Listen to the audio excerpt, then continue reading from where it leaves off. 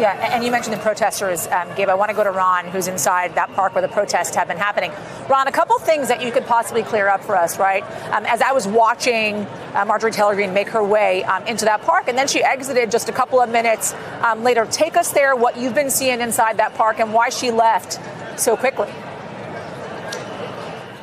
We did not actually see her come into the park because it's an enclosed area, and it looked like she decided to go down a side street here that's next to the park, which is a wider area, and that's where it looked like she made her comments. The park is just pandemonium. The volume in here has gotten really, really loud in the last hour or so, and that is the heart of it right there, where you have people on this side of the fence who are for President Trump and people on the other side who are against him, and they are yelling and screaming at each other back and forth, and it is getting louder and louder. And you can see that there are police officers walking through the middle of it.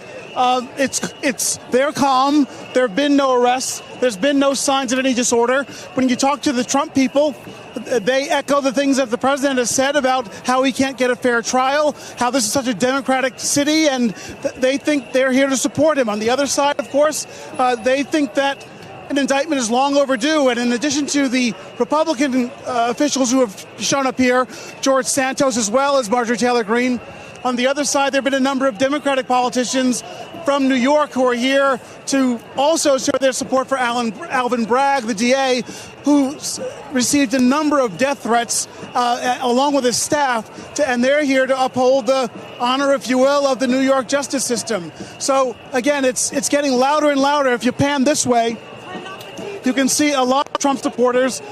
Behind the Trump supporters is the street where Trump is going to arrive and where you are. So that gives you some sense of context and vantage point.